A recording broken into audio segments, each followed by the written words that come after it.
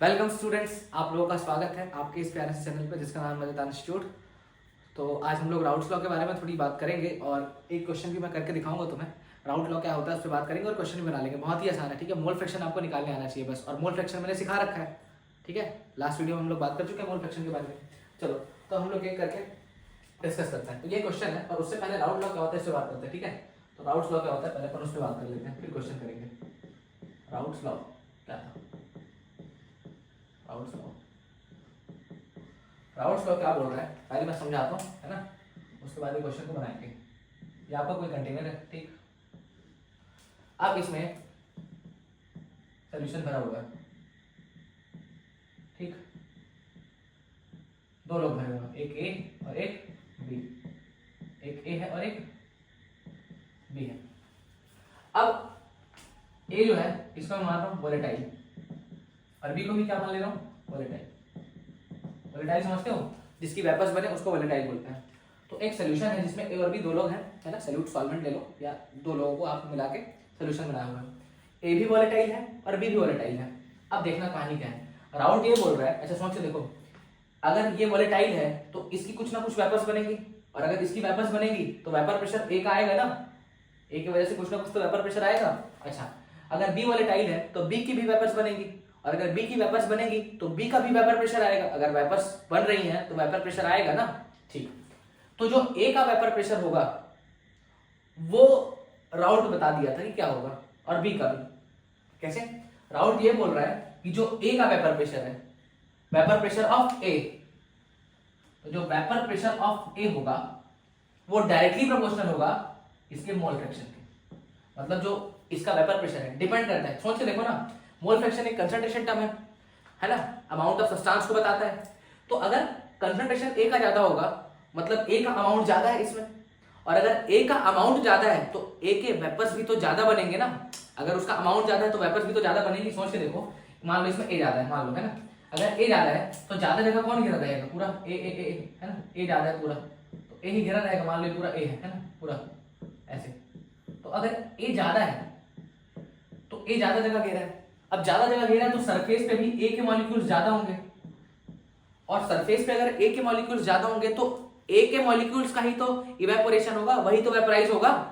समझ में आ रहा है क्या बोल रहा हूं? क्योंकि जो वेपोरेशन है, इवेपोरेशन होता है वो सरफेस फिनोमेना होता है, सरफेस के मॉलिक्यूल का इवेपोरेशन होता है। तो अगर ए ज्यादा है, ए कंसंट्रेशन टर्म है ना ये, मोल फ्रैक्शन अगर ए का ज्यादा है, ए का मोल फ्रैक्शन ज्यादा होने का मतलब ए का कंसंट्रेशन ज्यादा है, तो ए जगह ज्यादा घेरा होगा। अरे भाई ज्यादा है तो ज्यादा होगा ना। और अगर वो जगह ज्यादा घेर रहा है, ज्यादा जगह में है, तो सोच के देखो सरफेस पे भी वो ज्यादा होगा।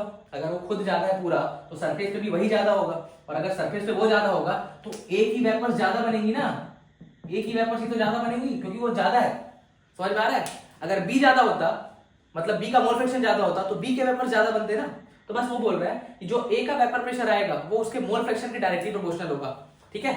तो यहां से P A is directly proportional to mole fraction of A. यही राउट्स लॉ है। स्टेटमेंट तो तुमको आता होगा यार, नहीं आता नीचे कमेंट में तुम ही लोग लिख देना। चलो अरे यार लिख लोगे ना। The partial vapour pressure of a volatile component is directly proportional to mole fraction of its in the solution. ठीक, आराम से लिख लेंगे। अच्छा, अब मेरे को अगर प्रोपोर्शनलिटी का निशान हटाना है तो कांस्टेंट लगाना पड़ेगा। तो एक कांस्टेंट लगाते हैं, P इक्वल टू आता है जो P नॉट ए और x A, mole fraction of A. अब जो P नॉट ए है वो क्या होता है? ये होता है vapour pressure of pure A. Pure A का मतलब समझे? जब बी नहीं रहा होगा इसमें, इस कंटेनर में पूरा मैं ए भर दूंगा, इस कंटेनर में पूरा क्या भर दूंगा? ए। बी नहीं है, उस समय का जो प्रेशर होगा वो सिर्फ प्योर ए का होगा ना, बी तो होगा नहीं। तो जो पूरा प्रेशर आएगा वो किसका आएगा? ए का आएगा ना। तो ये जो वैल्यू है ये वही वैल्यू है। क्या वैल्यू? भाई पूरे कंटेनर को खाली करो, ए भर दो।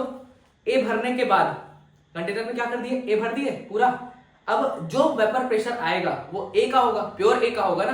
तो प्योर ए का कुछ ना कुछ तो वैल्यू आएगा ना, प्योर वेपर प्रेशर ए का, तो वो ये वैल्यू, ठीक है। अच्छा, तो पीए की वैल्यू अगर ये होगी तो पी भी क्या हो जाएगा आपके पास? पी भी सीधे आ जाएगा, कोई दिक्कत नहीं सर, लिख लेंगे पी नॉट बी और मोल फ्रैक्शन ऑफ बी। तो टोटल प्रेशर अगर कोई पूछेगा कंटेनर का तो क्या हो जाएगा? जोड़ दो वेपर प्रेशर ऑफ ए और plus partial vapour pressure of B, तो जोड़ोगे तो क्या आ जाएगा total pressure? P naught A X A plus P naught B X B. ठीक, ये डायरेक्ट आ गया राउंड लॉस। अच्छा, ये जो क्वेश्चन है ये सीबीएसई 2025 का है, ठीक है। सीबीएसई 2025 का क्वेश्चन है, बनाते हैं हम।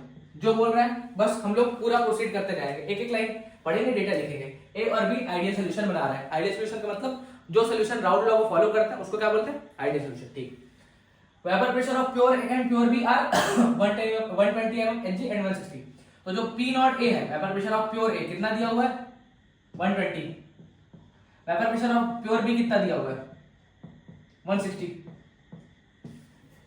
120 mm 160 है। अच्छा, calculate the vapour pressure of solution, मतलब टोटल वेपर प्रेशर निकालना है containing equal moles of A and B. अच्छा सोच के देखो, ए और बी का अगर मोल इक्वल है तो मोल फ्रैक्शन भी सेम आएगा। कैसे सेम आएगा, ध्यान से देखना। मान लो ए और बी का जो मोल है, दोनों का मोल 2 ले लेता हूं, अज्यूम कर लो, तो मोल फ्रैक्शन दोनों का कैसे सेम आएगा, करते हैं ना। देखो अगर मैं मोल फ्रैक्शन ए का लिखूंगा तो मोल फ्रैक्शन ए का कैसे लिखोगे, ए का मोल अपॉन टोटल मोल। तो ए का मोल कितना है 2 है, टोटल मोल कितना होगा, ए का भी 2 है और बी का मोल भी कितना है 2 ही है, तो कितना आएगा 2/4, मतलब 1/2, दैट इज 0.5।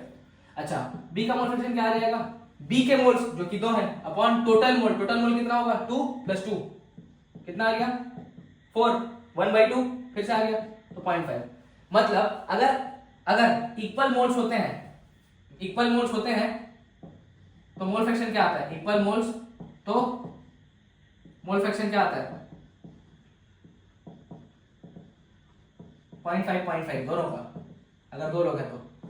ठीक है, अब ध्यान से देखना बस। अब राउल्ट लॉ तो मेरे को आता है, टोटल प्रेशर का फॉर्मूला क्या होता है, P not A x A। P not A की वैल्यू कितनी है 120, मोल फ्रैक्शन A का 0.5 plus P not B, P not B कितना दिया है 160 into mole fraction of B कितना है ये भी 0.5 है इंटू 0.5। तो जोड़ो आप, बस आ गया आंसर 120 इंटू 0.5 60 प्लस 160 इंटू 0.5 ये हो जाएगा 80, कितना आ जाएगा 140। बस हो गया आसान सवाल।